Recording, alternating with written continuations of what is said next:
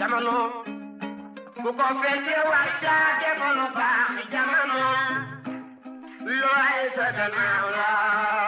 Transfert d'argent bii di Kpay transfert d'argent par code paiement marchand par QR code wala code marchand achat de crédit paiement de facture Woyofal Rapido Senelec TNT Aquatech te it Kpay mën na rechargement à carte bancaire rechargement à partir d'autres calpés demande de paiement de facture de crédit ak yeneeni service moo leen di may seen émission xew-xewu jamono.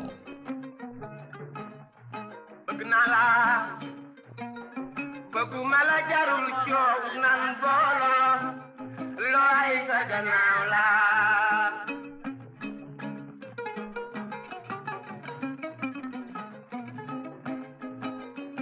looy la ne bëgg naa la bëgguma la jarul coow nan booloo looy sa gannaaw la.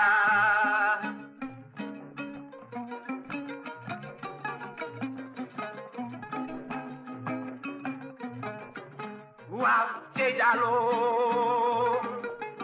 yaay maxta te Diallo looy sa gannaaw la.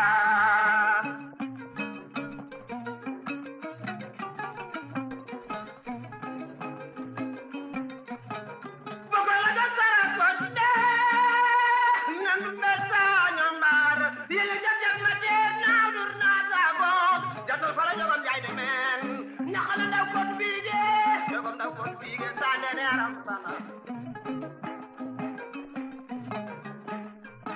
adna bu ko fekke war cee def lu baax ngir dem da looy sa gannaaw la.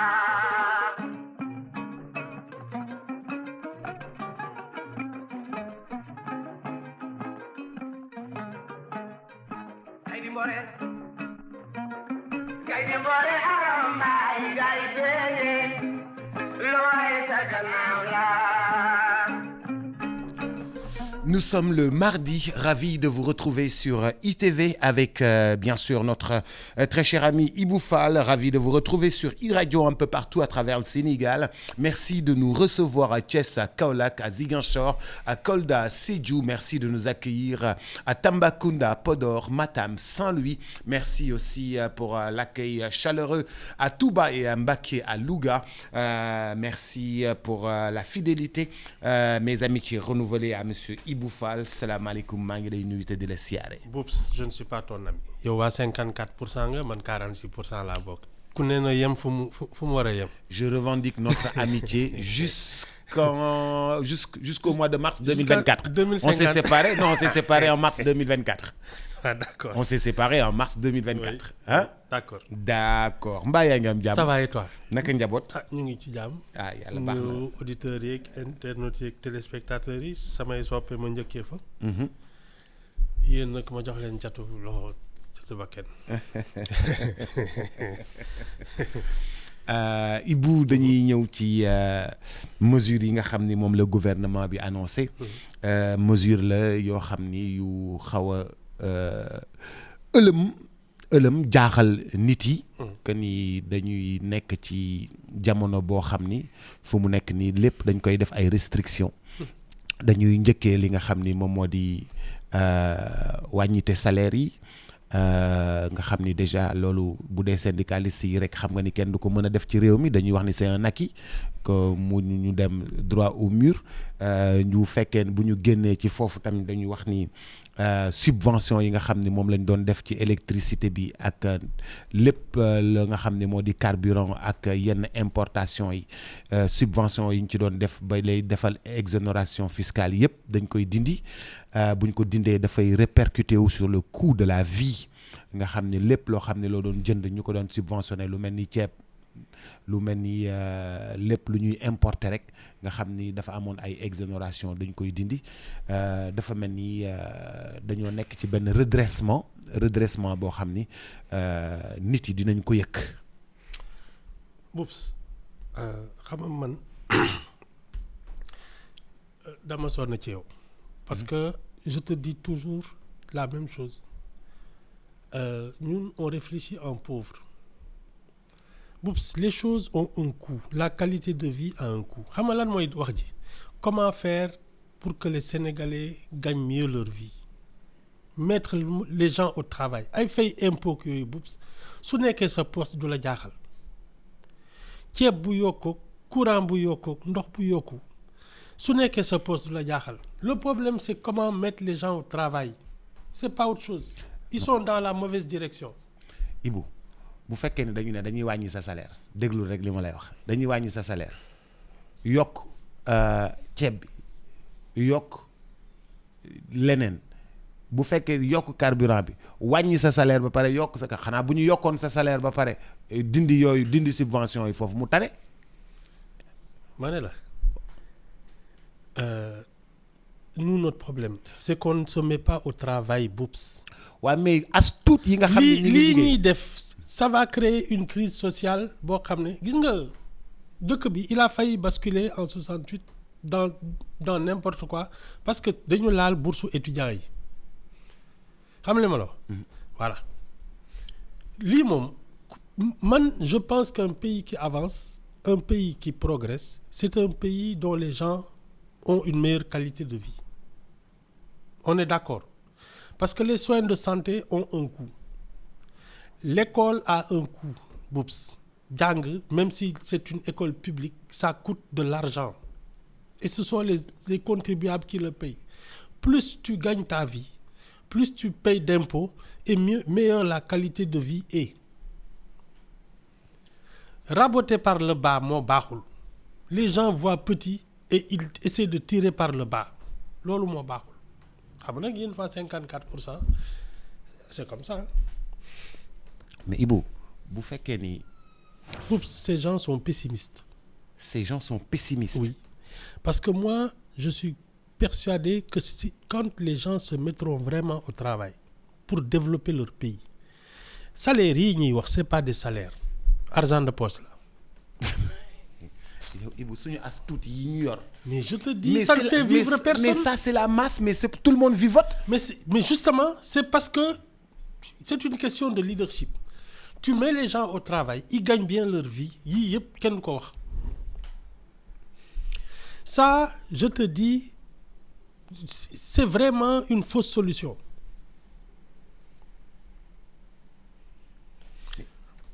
Ibou bu ñu ñëwee tey ñun déglul bu baax li ma lay wax da ngay déglu bu baax li ma lay wax. ñu ne ñun Macky Sall li mu ñuy defal arrangé wuñu bëggatuñu. waaw ngeen dàq ko. ñu dàq ko. ah c'est bien. dem wuti ñeneen. ñeneen ñi pour ñooñu ñëw dimbali ñu yëf yi jëm ci kaw. suñu salaire gën a yokk. suñu confort gën a yokk. ñooñu ñëw nañu affaire bi dafay wàññi leen seen salaire il faut se serrer la ceinture. c'est de ça qu'on parle. mais loolu noonu du foofu la ñu waxoon ni fa la ñu yóbbu. ah yéen la de projet bi wala lii du projet bi. je suis sérieux. non mais ça c'est le projet non. je suis très sérieux. non Boups ma position est la même. Le problème c'est de mettre les Sénégalais au travail qu'ils construisent leur pays et qu'ils gagnent mieux leur vie que ça. Ibou, les syndicalistes disent que 4000 personnes ou 3000 personnes ont été licenciées en 10 mois. D'accord? Est-ce qu'il n'y en a pas plus? Ouais, mais c'est des syndicalistes, en tout cas, lors de l'AG, la CNPS. Bon, xam nga ça, c'est les emplois, comment on appelle ça? Les emplois reconnus, disons ça comme ça. Oui. Mais ñi nga xam ne dañuy taaba di xëy di gontoog yooyu ils sont beaucoup plus nombreux. Am na ci ñoo xam ne jaayatuñ dara. Les petites affaires là nii c'est devenu compliqué pour tout le monde. C'est pas ça le problème. C'est devenu compliqué pour tout le monde. Léegi quelle est la solution? Dëkk bi xanaa foog mu am solution. ah du yéen a leen fal. waaw Ibou bàyyi loolu. ah d'accord non loolu jàll na ba pare. Boups. loolu d'abord pour man xam nga fii la ñuy toog di régler ay comptes. C'est pas ça le problème. Le problème c'est de faire le tour du pays. Regarder le commandement territorial. Regarder tout le monde. Lan mooy problème ku ci ne su boobaa nag nga xam nii nga koy fajee. Pour moi ce pays ne travaille pas assez. C'est pas autre chose. On ne travaille pas assez. Maintenant tu t'es mis à dos les bailleurs de fonds. ñi nga xam ne ñoo mënoon financer say économies say déficits yëpp ñoo ko doon financer teggi nga ko tu ne mets pas les gens au travail c'est-à-dire que c'est la double peine parce que su dee yow da nga ne man je suis souverainiste je compte sur mes propres forces ça veut dire que tu sais faire travailler les gens pour remplacer l'aide extérieure ce sera l'un ou l'autre mais il faut mettre les gens au travail c'est pas autre chose Boubs liggéey rek ay dëgg il y a que le travail qui peut vaincre la pauvreté il y a pas autre chose. Ouais, mais au travail ñun dañ ko gisul au moins quand on licencie 4000 personnes ou quand qu'on va travailler parce que dafa am secteur yoo xam ni mooy secteur yoo xam ne ay secteurs yu productif la secteur yooyu dafa xaw a taggatémbe secteur yeneen yi nga xam ni mooy agriculture nee nañu ren affaire bi dafa xaw a taggatémbe mais xaw a Ibou wax dañ koy wodd dafa xaw a taggatémbe mais comment faire pour que même si les gens veulent travailler les gens n'y arrivent pas c'est une question de leadership quel est leadership boobu noonu naka lañ koy mouvementer pour que les gens aillent au travail. Boubs nous sommes en démocratie la majorité a choisi le candidat qui avait le plus mince CV on est d'accord ou pas. Vas-y waxal rek. 54% yi. Ils ont choisi le candidat qui avait le plus petit CV c'est tout c'est un choix de la majorité. Qu'est-ce que tu veux dire par là. dama ne la il y avait 19 candidats nga xool seen CV ñii ils ont déjà été ministres ñii ils ont été ñii ils ont été même premier ministre ak yooyu président de quelque chose ñoo ñëpp nga teggi leen ñëw fekk koo xam ne il a juste été inspecteur des impôts nga ne kii mooy suñu président moo ñu nuru moom lañ bëgg voilà. Tu nous demandes d'assumer. Ah oui. Tu nous demandes d'assumer tout ce qui arrive. Ah tout oui, ce qui se non, passe. c'est le choix de la majorité. P bi romb la 2 bi romb la nga ne de ndaare bi mën a daw. Attends loo ci bëgg c'est tout loolu de laa gis. amul ñun nuñ ko mën a accompagner ñun ñëpp nuñ ko mën a dimbalee ñun ñëpp ñu jàpp ci parce que c'est d'intérêt national. Non mais Boubs on n'a même pas intérêt à ce que le pays s'effondre. Mais qu'est-ce que tu veux qu'on fasse au lieu de travailler on est en train de pourchasser de l'argent qui n'existe pas di wër ay sàcc ak di naan kii dëmm la kii attends il faut travailler c'est pas autre chose soo liggéeyul nag day dal sa kaw. Les Sénégalais dañuy toog ci grand place di jawaate naan kii sàcc la kii moo fi nekkoon di naan ñi ñaa ku romb nga am loo wax ci moom après à midi quand tu ne manges pas ça t'étonne da nga ko liggéeyul. Si on dit aujourd'hui que lii yëpp problème yi yëpp ñu am nguur gii fi jaar nekkoon la est-ce que da nga koy partager. Ah oui. Macky Sall moo ñu teg lii yàgg naa la ko fi wax c'est Macky Sall qui a fait n'importe quoi. Non pas ci élection yeeg yooyu mais dans la gestion. Même dans la gestion pour moi il a fait n'importe quoi nee naa la ay tabax ay lii c'est pas le rôle des étrangers de le faire c'est aux Sénégalais de construire leur pays. Si tu veux que les Sénégalais construisent leur pays tu construis les Sénégalais d'abord la formation. L'éducation, les conditions de vie et tu les mets au travail. Macky Sall n'a pas fait ça. Dafa dem wuti xaalis mooy li ma la wax rek da ngay am doom toute l'année il n'a rien foutu à la fin de l'année da nga ne comme doomu ñëpp am nañu ay jouets dama koy yóbbu vacances. Vas-y, il est allé chercher de l'argent, il en a fait quoi? Oui, il a donné à des entreprises du travail. Oui. ñu toog rek saa yu ñu inauguré nu mu tudd TER bi. nga tànqal ma oui TER bi oui c'est bien. Mais c'est du haut niveau. waaw nga bëgg ko nga bañ ko c'est du haut niveau. Boubs tout se mérite. Mais Ibou. Il faut le mériter. Moi je ne comprends pas qu'un pays qui ait les chemins de fer depuis 1800 ne soit pas fichu de construire ses propres trains. C'est ça le problème. Sénégalais yi liggéeyuñu. leen dal seen affaire la. Ça c'est une orientation stratégique gouvernementale. C'est une orientation stratégique de ceux qui dirigent le pays hein c'est de leur niveau. école de chemin de Bouf, fer c'est de leur niveau. mais dem yóbbu nit ñi ñii dem jàngi fii ñii dem jàngi fii ñii dem jàngi fii après ñu ñëwaat ci réew mi mais Ibou man daal je ne comprends pas qu'il y ait eu une compagnie de chemin de fer depuis les années 1800 au Sénégal ba mu indi fii xeexu derkale bi raay bi du fi jaar 1886 waaw raay bi mu ngi fii depuis Boups on a des ateliers on aurait dû la ville de Thiès là ça aurait dû être une grande ville de cheminots parce que à part grévistes yi y a pas que ça la grève de trucs xam nga pratiquement c'est la première fois la grève de Thiès là les cheminots c'est la première fois que l'administration coloniale a mis un genou à terre nga xam ne ñun ne serait-ce que parce que c'est notre histoire on aurait dû être un pays qui fabrique des trains et qui en vend dans la sous-région xam li ma la wax expertise qui installe des rails installe des rails fabrique des locomotives et des wagons et les vend au Mali en Guinée en Mauritanie etc. ñun foofu la ñu waroon toll c'est ça nous notre faiblesse on n'a jamais su travailler. mais Ibou ça c'est des orientations stratégiques gouvernementales mais ñun amuñu loolu mais Ibou man. lu ma ci mën. man lu ma ci mën mënuma ci dara. loolu vision la woon loolu benn la mais Ibou terre bi mënoo fexe ba xam nga yow mosoo dëkk Tëngéej mosoo dëkk. en banlieue non Ibou xaar rek yow boo dëkkul en banlieue bu fekkee mosoo jël P15 mosoo jël P14 mosoo jël le petit train bleu di jàngi mënoo xam valeur bi TER bi am. mënoo ko mesurer. Boups je te parle pas de ça.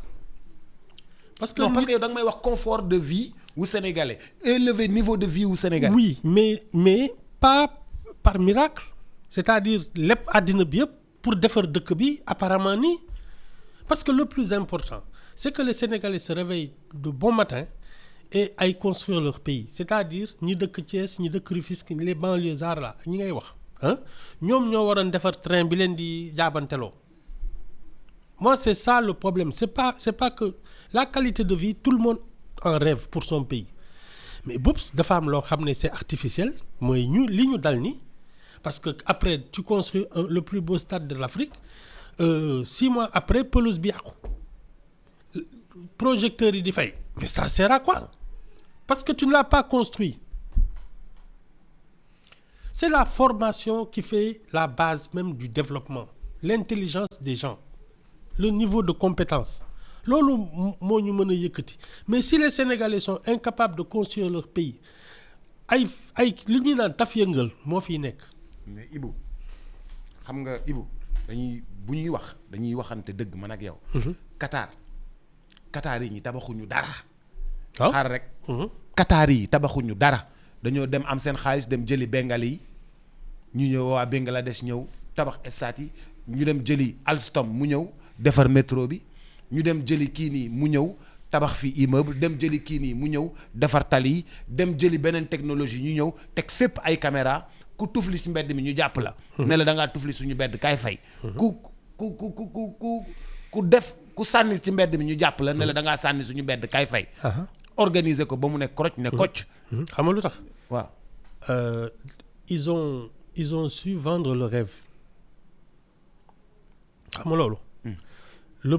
Tu sais, les pays arabes là, c'est ça qui est pratiquement leur force, surtout avec Arabie Saoudite. Okay. Ils ont fait en sorte que tout le monde converge vers eux. ñëpp leen soxla.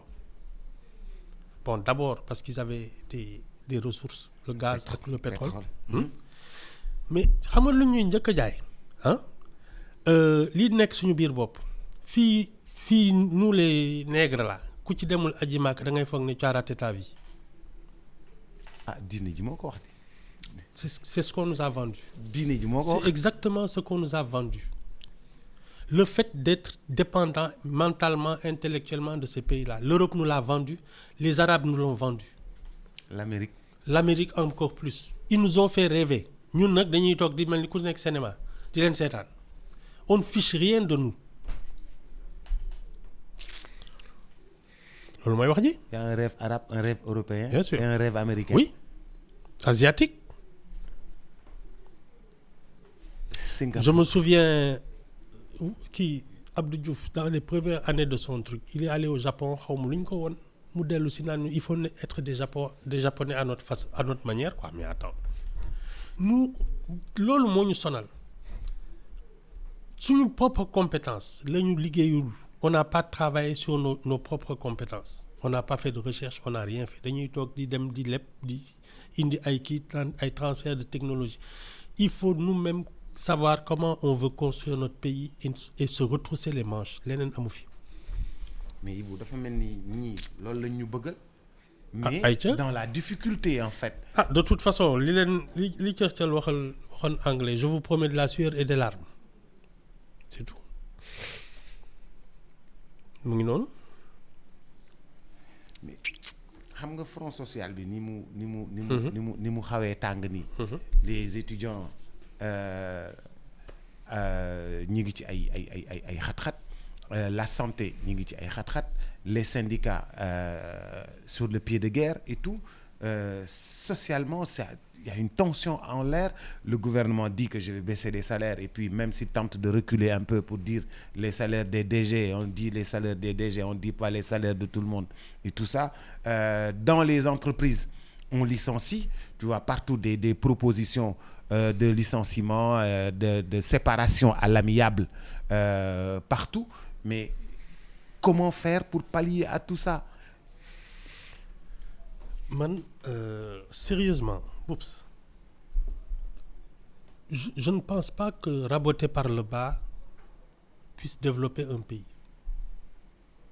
Il faut d'abord construire le rêve sénégalais. Pour moi, il y a bon, de toute façon, la manière de gouverner moom nee naa la fii les trois quarts des ministères ne servent à rien. Ce sont des faux emplois. kon d'accord nga ci wàññi bi ñuy wàññi nit ñi kon bu fekkee ne nit ñi dañoo bari à ce point c'est des faux emplois. Oui. Il y a yenn ministères yi boops. Au contraire ça plombe l'économie parce que c'est eux. Mais donc ils ont raison. Waaw mais bàyyi ba xam fu ñu jëm. Moi je te dis nee naa leen kuy defar dëkk bi du ñu neex. wala mosuloo ko donc ils ont raison. Si tu me ba dis xam que c'est fi ñuy des jëm faux emplois ñu oui. bëri dañoo nekk fii te liggéey. ay ministère de la culture ministère des sports ay ministère de yi nii ngay dégg pour moi c'est des histoires les trois quarts des ministères là pour man c'est des emplois fictifs. On a voulu caser une clientèle politique di créer ay ministères di dem ay secrétariat ay l'environnement la qualité de vie lu ne créé nañ ko fi ay ministres conseillers yooyu ça c'est des trucs de clientèle politique. Mais ñii dindiwuñu ko de dañ ko renforcer de. yéen la daal. ay une cinquantaine de ministres conseillers. Non c'est de la clientèle politique xam nga man il y a des ministères de souveraineté. L'économie, le commandement territorial, disons ça comme ça, la défense, les affaires étrangères ak yooyu. Peut-être il y en a un ou deux de la fonction publique et ça sax yooyu ay primature mën na ko yor pour les fonctions du gouvernement. Tout le reste boobu ça devrait être l'initiative privée. Sénégalais yi jóg ku nekk ne man lii laa fiy def topp mu am rek réglementation. Voilà. Pour moi c'est ça. À la limite autour de la table du gouvernement les maires des capitales régionales parce que ñooñu justement ñooy gérer l'environnement, le cadre de vie, les activités culturelles, sociales, etc. ñooñu la. Leneen loo fi def tu mets de l'argent. Parce que la santé, le service public quoi, la santé, l'éducation nationale, le transport public ak yooyu boobu c'est le service public, c'est ça qui permet aux Sénégalais d'aller travailler, de se soigner, de se former. C'est le service public qui doit donner toutes les chances aux Sénégalais et à des chances égales. À part ça boobu tout le reste c'est des histoires. Tout le reste c'est des histoires. Nous on marche sur la tête. Ouais, mais Ibou, donc le nouveau gouvernement ou le nouveau régime là. Mais moi je vois pas ce qu'il y a de changé entre ce qu'ils font ils le font peut-être avec moins de panache que ceux qui sont venus avant. C'est la même mentalité, c'est des fonctionnaires ak yooyu oui bon ministère kii toog di réunion kii di def kenn xamul di jël ay décision tey nga def lii ëllëg nga dindi la lay di non mais attends non y a rien de nouveau c'est le style qui est différent rek et même ça je ne vois pas parce que tous ceux qui sont arrivés au pouvoir d'abord li ñu njëkk a def mooy dëkk bi doxul y a des voleurs nañ jàpp ñi jàpp ñale et cetera nañ kii ça va être difficile bon ji voilà Wade daal moo fi ñëw naan dëkk bi oui il y a de l'argent c'est un grand pays le Sénégal qui gagne yooyu moom donc c'est lui qui a rompu avec cette mentalité de pauvre tous les autres mës naa bind benn texte à l'arrivée de Macky Sall j'ai écrit Macky le petit parce que xam nga modestie quoi la ñuy woote moom bañ na ko ba yërëm bi amuloon maas nga xam ne foofu la loxo bi daggee ils ont tout raboté or pour man un pays. Mais c'est avec Macky Sall que les salaires ont augmenté. C'est avec Macky Sall que les salaires des non c'est Wade qui a initié ça. Mais c'est Wade. Mais Macky Sall a fait du Wade balaa muy dem. Macky Sall balaa muy dem salaire yu yii yokku na. Macky Sall a fait du Wade. Macky Sall a fait du Wade. Tout court. Il n'a pas fait autre chose. Mais c'est un libéral. Non, c'est son élève. C'est son élève. Mais voilà. La différence entre le maître et l'élève non du benn sax du benn. Mais Ibou xam nga Macky Sall il est à côté de Wade depuis 2004 donc plus il connaissait que ça, la vision depuis 2004. Non plus que ça. Oui mais je veux dire voilà c'est après Idrissa Seck après les problèmes de Idrissa non, Seck. comme premier ministre mais il a Non. d'abord été directeur des. Oui mais il a eu les baguettes véritablement. Non moom. Tu oublies qu'il a été ministre de l'énergie et ministre de l'intérieur ça c'est extrêmement important dans une carrière. Commandement territorial ak yooyu da nga koy xam ministre de l'intérieur sécurité renseignement ak yooyu c'est peut-être ça qui a manqué à Idrissa Seck. Je rappelle qu'il disait fii benn parti du fi tudd réew mi ñun ñëpp ñoo ko bokk. benn parti politique du fi tudd réew mi. c'est peut-être cette escale là qui a manqué à Idrissa Seck. Ministère de l'intérieur. Boups. C'est extrêmement important avant muy nekk premier ministre ensuite président de l'Assemblée nationale tu as vu son cursus et tout ça c'était avec Wade mais il n'a fait que du Wade sauf que moom c'est pas le même tempérament Wade soo ko xoolee xam li muy xalaat Macky Sall tu sais pas ce qu'il pense dafa ne mëng quoi tu sais pas ce qu'il pense. C'est ça la différence. Mais moi, je trouve que Wade avait plus de panache. Il a été plus efficace. Il a eu plus de temps. Parce que Wade, il a dû pratiquement changer la mentalité et la manière de faire. Ça, c'était plus difficile. Parce qu'il a tracé le sillon. Yoon bu nga xam ne kenn mësu ko ubbi. Ak ki nga xam ne dafa ñëw fekk talibé kii xam nga dawal yi du bokk. C'est ça. Wade a défriché l'affaire. Et ouvert la voie. Macky Sall n'a fait que suivre. Non, du benn sax. Non. Mais Ibou, à l'instant T. À l'instant T. Fii ñu toll nii. À l'instant T. Est-ce que vous êtes d'accord avec moi que c'est difficile? Xam nga lan moo njëkk difficile. Ni ils ne nous disent pas où ils vont. Xam nga dama la ne ils ont été clairs le secrétaire général du gouvernement je t'ai envoyé l'ensemble des détails pour nga mën a préparer. Gis naa ko wallaay. Yónnee naa la détails yëpp gis naa loolu yëpp. gis nga loolu yëpp mu ne ñoom wax nañu fu ñu jëm ne ñu. Non nii la ñuy waxuñu def fu ñu jëm. Boups. Mhm. Les réformes institutionnelles qu'on attend parce que ils ont dit que ce pays-là dafa am lu ñu war a réformer. La première des choses c'est de dire comment l'architecture institutionnelle ba ñu xam ni nii la ñu gisee dëkk bi. C'était ça pour moi la première des. D'où le référendum de Wade. Oui. Quand il est arrivé. Oui, voilà comment je vois le pays lii la ñuy changer lii constitution bi am na lu ci doxul ak yooyu tout de suite tu sais kii fii la jëm ñii ba léegi tu ne sais pas où ils vont. c'est le premier problème parce que mën nga jël ay mesures yoo xam ne elles sont impopulaires boops mais quand les gens savent où ils vont parce que ils voient l'horizon garab du neex mais xam nga ni yow fii nga jëm ñii c'est ça qui leur manque ça va être difficile mais pour aller où? Mais Ibou, ils t'ont dit dans le projet sur 2050. Non. Sur 2050. Oui. Fii la ñu jëm ba 2029. Bien sûr. Fii la ñu jëm ba 2035. Oui. Fii la ñu jëm ba 2050. Mais Ibou, ils ont décliné leur vision stratégique jusqu'en 2050. waa ji lu mu tudd. Ndiaye. waaw. waaw kooku moo wax xam-xamam ñii waxuñu dara lu ñu xam. Ndiaye moo wax xam-xamam. waaw moo leen jaay xam-xamam. waaw mais ñii waxuñu. Ndiaye jaayul woon xam-xamam PSE. Macky Sall. waaw Ndiaye moo jaayoon xam-xamam PSE. C'est exactement mais nu ñu mënee am Ndiaye ba pare bëri problème am Ndiaye mu bëri xam-xam moom ba pare. non bëri problème comme ça ci réew pour moi ce qu'ils ont présenté. C'était du spectacle. bañ nañ ko ci benn salle lañ def teg ay écran gars yi di tàccu c'était du spectacle ça c'est pas de la réflexion. Mais les gens ont réfléchi en amont et puis après ils sont venus présenter. non Ndiaye moo réfléchir xaw ma nu mu tudd waa jooju. waaw moom moo réfléchir. kon.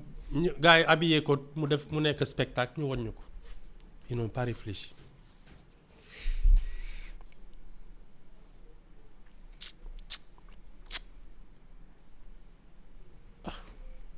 mais bu Ndiaye tam am na sens de. jaayoon na Macky Sall jaayaat na gars yi. C'est un bon commerçant. Il sait vendre sa marchandise. xaw ma nu mu tudd performance xaw ma naka. cabinet performance. ñongo il sait vendre sa marchandise c'est tout. C'est pas autre chose. boobu xam man lan laa gëm. N'importe qui ne peut pas être chef d'État. N'importe qui ne peut pas gouverner. Parce que c'est d'abord dans la tête que ça se passe. Il faut nga dis kan xam àddina pour jiite nit ñi da nga leen di gën demin c'est-à-dire dans ta tête au moins tu es un niveau supérieur c'est ce que j'appelle avoir un troisième œil quand tu ne l'as pas bëgg a jiite da ngay sonal nit ñi.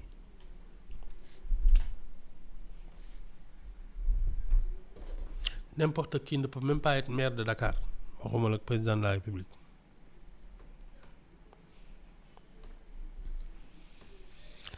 Yéen la de. Ibou bàyyil yéen la ñun ñëpp la. yow ci nga bokk yéen a voté. yow ci nga bokk. Déedéet. man mii. voté lu ma leen de. voté lu ma leen moom. man ci 46% yi laa bokk. yéen bu nekk nii. yéen la que 54 da nga koy assumer yow. bu mu mat oui. da nga koy assumer. oui. da nga koy assumer bu mu mat. oui. man. aw ma ci sax werante. lii moom. non toi aussi. bu ma deret bi laal daal yéen la. Ce pays a besoin de se mettre au travail. On a besoin de leaders qui travaillent et qui donnent l'exemple. Njëkk xëy mujjee wàcc. C'est tout. te wax ji bañ bare. mais bu di nga njëkk xëy mujjee wàcc te li ngay liggéey du am njeexital. waaw ça nag c'est une question de compétence. Il faut être compétent. Moi je suis convaincu qu'il y a des Sénégalais qui peuvent développer ce pays. Parce qu'ils y ont pensé, ils en ont les compétences, ils en ont le cursus. Mais Ibou ñi nga xam ni ñoom ñoo am compétence bi cursus bi ak xam-xam bi nit ñi bëgguñu leen nit ñi ñi ñu bëgg ñii la. ñi ñu tànn ñii la. mu ngoog waaye balaa ngay xam xamadi xaw laa rey balaa ngay xam dëgg xamadi xaw laa rey. Oups c'est bien qu'on puisse dire voilà. La majorité là elle a choisi quelqu'un en disant ñi fi nekkoon di làkk ay tubaab di takk ay cravate ak yooyu xamuñu dara ñu dem fekk ñi jël leen teg c'est bien dañ dégloo rek y a pas autre chose. ñi ñuy wax ni jafe-jafe yi ñuy waaj a dund nii di waaj ce que le secrétaire général du gouvernement a annoncé. ñun koy waaju ñu ngi ci en plein dedans. Non Ibou. gars yi waxuñu loolu waaj lañu wax. ah yii waaj, on est waaj. en plein dedans. non waaj lañu wax. mu ngi ne moo jara wax mais mu ngi nii fii nii jarul wax on est en plein dedans. Ibou wax dañ ko chaque jour man la wax dañ koy wodd. ah d'accord Ibou de rafetal. waaj li mu annoncé nii mu war a ñëw ci suñu kaw. ci njëkk yi yëpp war a yéeg. ci salaire yi war a wàññeeku.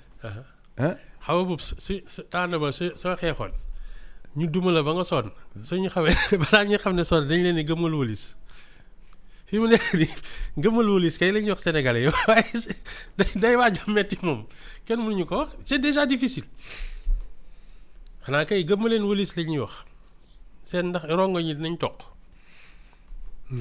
ay ñi waay il est compliqué na de. non du tout c'est le choix des électeurs du lii lañ bëggoon c'est parti. Vous nous demandez d'assumer. ah oui ah taw si bu fi kenn yuuxu taw si yuuxoo ak jooy nii non ndax ku ne def li ma xam tu sais man je suis au moins certain d'une chose les 46% là ne comptent pas sur ces gens-là sinon ils auraient voté pour eux. Ceux qui vont être déçus et qui vont avoir des problèmes, c'est ceux qui comptent sur eux. xam nga yow su dee musoo xaar pour lijjanti régime bu ñëw sa yoon. ça m'en fout. tu t'en fous yaa ngi liggéey di xëy di wàcc. waaw musuma liggéeyal gouvernement. voilà. musuma liggéeyal kon gouvernement. yow ku ñëw ak li mu mënti demee yow de toute façon saa yoo yeewoo tu vas te dire comment gagner ma vie. Ouais. tu t'en fiches mais ki nga xam ne dafa ne man damay xaar ba ñuy toog pour sama dara baax c'est lui qui a des problèmes mais celui qui ne compte pas sur ceux qui sont là les pouvoirs man j'ai jamais été reçu par un chef d'État awma ci ay xarit ak yooyu jéem ma ko sax sama métier daal lay def jàpp sama jaamur que chacun fasse son métier et puis c'est tout man yaakaaruma ci ñi bub mais Ibou xam nga nit yi da ngay ratisser large bëgg réew mi yëpp baax. bëgg lépp baax. bëgg di bëgg dimbali bëgg ñëpp nekk ci seen sutura. bëgg ñëpp nekk ci seen jàmm. mais da ngay gis les gens ils ont tellement de difficultés. mais boobu c'est parce qu'ils ne travaillent pas assez. les premiers responsables mais Ibou, sont les gens nit yi bëgg nañu liggéey. Boops liggéey ci xel lay tàmbalee et ça on revient à la base c'est la formation c'est l'éducation c'est ko am métier te ñu yar la foo mënti dem ci àddina di nga débrouiller partout dans le monde tu sauras travailler tu sauras commercer avec les gens. savoir-être su dee nag defaluñ ko et ça c'est vraiment beaucoup de régimes qui se sont succédés moo tax ba nit ñi yaradiku amuñu formation toog di xaar nguur gu ñëw nga bëgg a ànd ak moom mais c'est ton problème les gens n'ont qu'à travailler.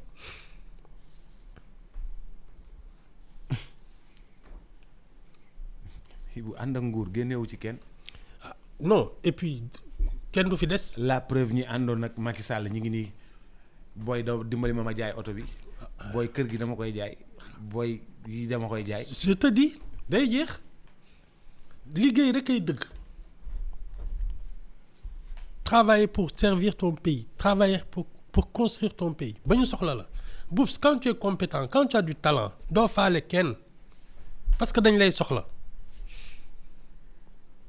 il faut avoir des compétences il faut cultiver son talent. leneen amu fi toog di yaakaar naan kii su ñëwee falu dina ma dimbali ça c'est ton problème la ci fekk sa affaire la. loolu amul. non liggéey daal mooy dëgg.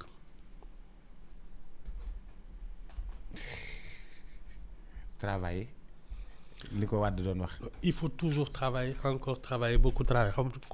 Mais pour moi, c'est son meilleur discours. C'est son premier comme chef d'État.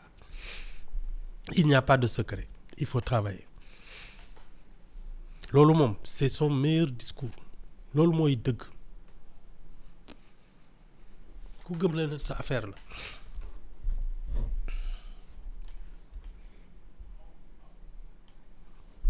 C'est difficile. Non. Ibou non jamono yi Les choses se méritent. Les choses se méritent. Boubs munoo mën nga am wërsëg comme on dit. Un coup comme ça wala benn opportunité bu la romb un accident. Mais lii dëgg mooy sur toute la longueur. Saa yoo xëyee 8 heures wàcc midi wala wàcc minuit lu mu néew di nga suturlu. Maintenant nag les hauts et les bas c'est comme ça.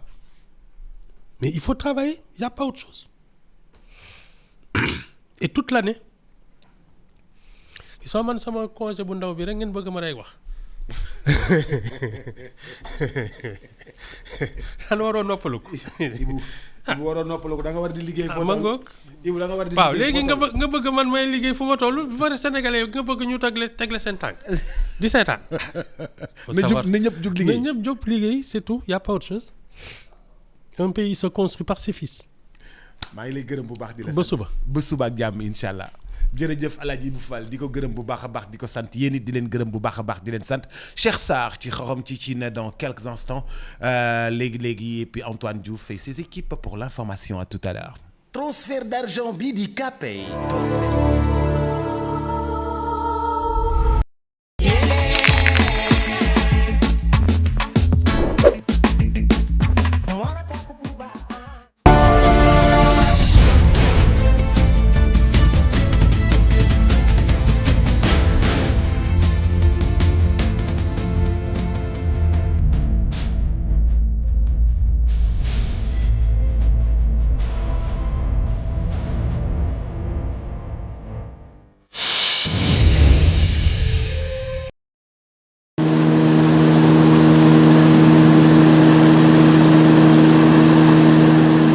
Lorsque vous l'entendez, son nom vous renvoie à cette nouvelle ville sortie de terre, non loin de Dakar, et dont l'objectif est de désengorger la capitale sénégalaise qui souffre de plusieurs formes de pollution. Mais ne vous y trompez pas, nous sommes bien dans les îles du Saloum, sur les rives de Diamniadio à Fatick, qui nous ouvre ses bras sous le soleil et dans la joie.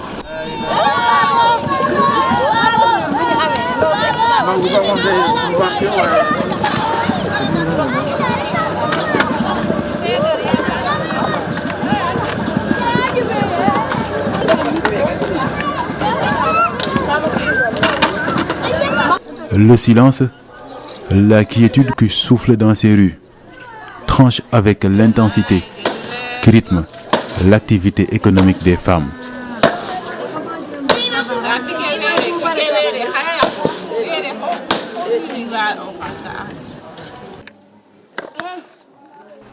À l'extérieur, tout comme à l'intérieur, tout tourne autour de ce produit halieutique, moteur économique des femmes de Diamniadio. Mais il faut vite préciser que l'aboutissement de ces crevettes séchées est le fruit d'un travail pénible qui commence par le reboisement. Le directeur et moi, tu vois, on a choisi les 5 hectares d'un terrain. Il y a beaucoup d'efforts et ce n'est pas rémunéré. Les coups de soleil ardents, le terrain glissant, rendant complexe leur mission, n'ébranlent pas leur détermination. Elles sont toujours en première ligne pour assurer le reboisement de la mangrove. njëriñ moo ko waral ndax tuufa ci biir mango yi yoxos ci biir mango yi paañ ci biir mango yi sipax ci biir mango yi jën yi sax ci biir mango yi